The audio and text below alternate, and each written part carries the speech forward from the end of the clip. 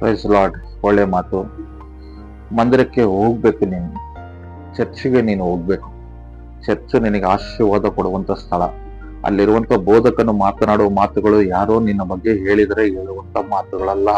ಅದು ಪರಿಶುದ್ಧಾತ್ಮನು, ಪವಿತ್ರಾತ್ಮನು, ಆತ್ಮ ಸ್ವರೂಪನಾದ ದೇವರು ಆತನ ಮೂಲಕ ಮಾತನಾಡಿ ಖಂಡಿಸಿ ಗದರಿಸಿ ಎಚ್ಚರಿಸುವಂತ ಪರಿಶುದ್ಧವಾದ ನ್ಯಾಯಾಲಯ. ಚರ್ಚ್ ಒಳಗಡೆ ನ್ಯಾಯ ತೀರ್ಪು ನಡೆಯುವಂತದ್ದು ಪ್ರತಿ ಭಾನುವಾರ. ಆಶೀರ್ವಾದಗಳು, ಕೃಪೆಗಳು ಮತ್ತು ತಪ್ಪುಗಳನ್ನ ಖಂಡಿಸುವಂತದ್ದು, ರಕ್ಷಣೆ ಬಗ್ಗೆ ತಿಳಿಸುವಂತದ್ದು ಅದು ಪರಿಶುದ್ಧವಾದ ಮಂದಿರ ಸ್ಥಳದಲ್ಲಿ ಸಿಗ್ತದೆ. ಮಂದಿರವನ್ನು ಪ್ರೀತಿಸು. ಮಂದಿರದಲ್ಲಿ ಯಾರು ನೀನನ್ನು ಪ್ರೀತಿಸಲಿಲ್ಲದಿದ್ರು ನೀನು ಮಂದಿರಕ್ಕೆ ವಿಧೇಯನಾಗಿರುವುದಾದ್ರೆ ಪರಲೋಕ ರಾಜ್ಯದ ಬಾಧ್ಯಸ್ಥವನ್ನು ಹೊಂದಿಕೊಳ್ತೀಯ. ಅದನ್ನ ನೀನು ಗಮನದಲ್ಲಿಟ್ಟುಕೋ. ಕೀರ್ತನೆ 122 1ನೇ ವಚನದಲ್ಲಿ ಹೇಳ್ತದೆ, ಯೆಹೋವನ ಮಂದಿರಕ್ಕೆ ಹೋಗೋಣ ಬಾ ಎಂದು ಜನರು ನನ್ನನ್ನು ಕರೆದಾಗ ನನಗೆ ಸಂತೋಷವಾಯಿತು ಅಂತೇಳಿ ಭಕ್ತನು ಹೇಳ್ತಾ ಇದ್ದಾರೆ. ಇವತ್ತು ನೀನು ಮಂದಿರಕ್ಕೆ ಹೋಗೋದಕ್ಕೆ ಸಂತೋಷ ಪಡು, ಆಸಕ್ತಿ ಉಳ್ಳವರಾಗಿರು, ನಂಬಿಗಸ್ತರಾಗಿರು.